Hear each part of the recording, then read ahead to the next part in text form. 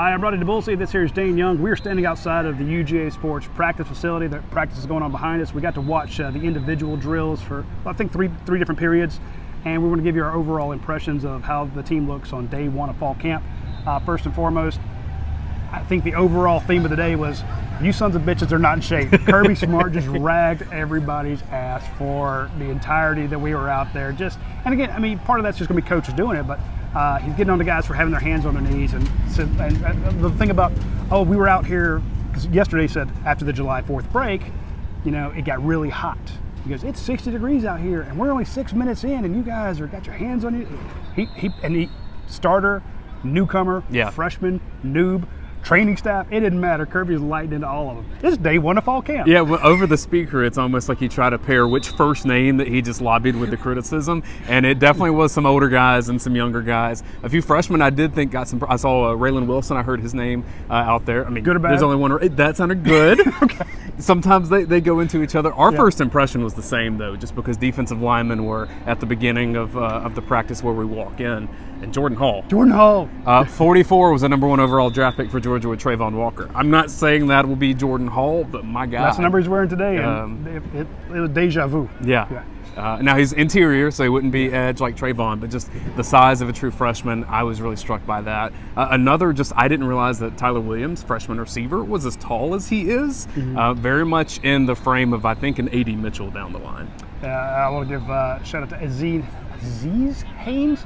13, I believe is the number. I'm not sure. But I think that's the guy we saw return. But it just has that look about him. Yeah. That kind of it factor. I'm like, that reminds me of like a Tavares King out there. Just when you saw Tavares the first time, you're like, that guy, that he's a killer. Yeah. Hey, Chris Conley, the way he worked, it's just like that's a player. Just something in the face, just the vibe you get. We got 15 minutes, if that, to notice these guys. So let's say it's an overall impression. But Dominic Blaylock got called out for some good stuff from Coach. You love it. Dom Blaylock is at Georgia Tech. Yeah. Well, you said Dom, and it's in my head. So Dominic Lovett got called out for Coach for. Though I will say, we were talking on Tuesday on our podcast that I thought that Lovett was one that could be in the mix at punt return, and he still might be. But you put this yesterday in some inside notes. Mekhi Muse was out there as punt return 1, and he looks good at it. Well, he looks 47 years old too. He does. So I mean, he takes the helmet off, and you're like, that's a short football player who's 47 years old. But no, he does look good at it, and. I think I was looking at some of the gunners out there. It was interesting to see the gunners on the punt team. Bunch of starters. Yeah. A bunch of starters out there lighting it up. So you can be a starter. You're still going to play special teams, and that's a chance for those freshmen to get out there. Today was what we saw was focusing mainly on form and technique. It's the first time you can have these guys out here and coach them for the whole 2 hours.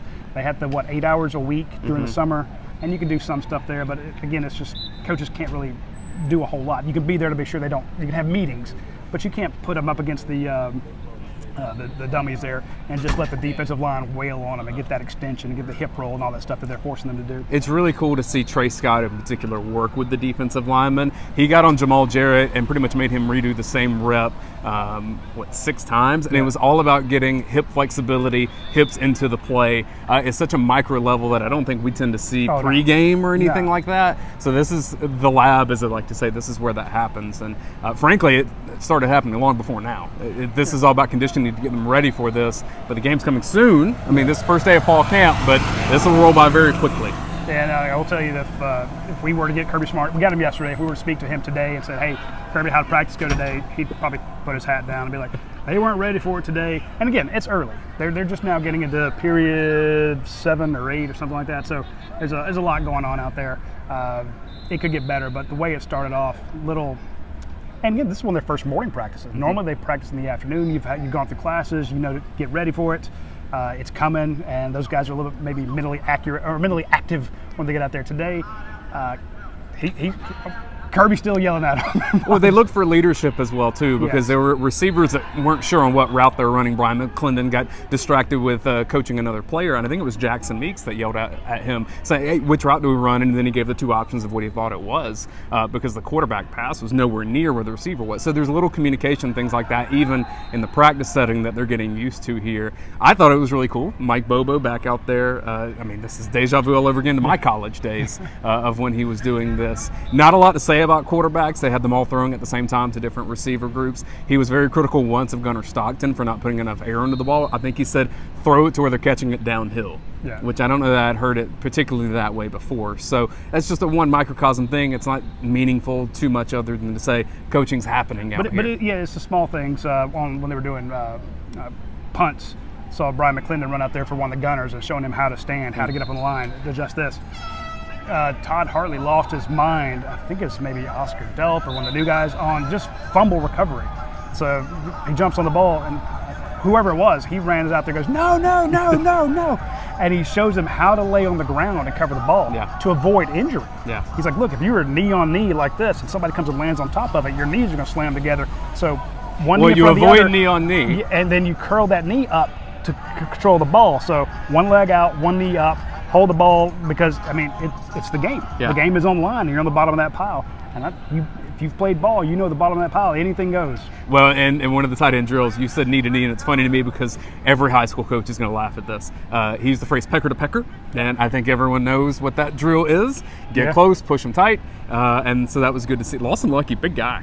He is. And you mentioned the other day that Pierce Spurlin has put on a lot of weight. I didn't recognize him. I was doing the little, is Pierce still the same number? Because who's that big-ass tight end up there? Yeah. It's not that little kid from Florida anymore. He's put on some muscle there. There's not a Darnell Washington on this team, but you got 4 pretty big tight ends. I thought Oscar Delp looked good out there in the little bit that we saw. Yeah, he looks great. And just, you mentioned that defensive line going by him. They are serious. I do think that Fran Brown and Will Muschamp might have aneurysms today. There were some mess-ups in the secondary. Again, it's just guys doing it just trying to get the drills right. Yeah. You know, it's like, this is the drill we want to do. We're throwing it deep. And, hey, get your head, look around for the ball. He's not throwing it to you. You know, a line you normally don't hear early on. It's like, but they're making the point that you got to snap your head around and find the ball. So there was a lot of that going on, just small technique things they're trying to fix. And I don't think any of this is installed. I think this is all the daily type of things that you got to do that first week. No pads on. You know, they're out there in helmets and shorts. They'll do this a couple more days. You know, then they'll go into spiders and they'll go into full pads. So for day one, I think they're focusing on here's what we can coach today. Mm-hmm. Here's what we can coach when we're in spiders in a couple days. Here's what we can coach when we're in full pad. So today is when we're not around. Yeah, exactly. So here's the type of stuff that we can coach today. And overall, though, this does look like this is a hell of a football team. I mean, there's no question. The off the hoof. I mean, they're going to pass that test. That defensive line's scary. I didn't really get to see the offensive line. They're on the far side of the field, looking through there. They've got some killers in the offensive line. We know that. They got a lot of experience up there. But I can't wait to see what Anthony Dasher and Jed May, Patrick Garvin has to say in our write-up. We have a huge write-up of all the things that we heard, all the things that we saw.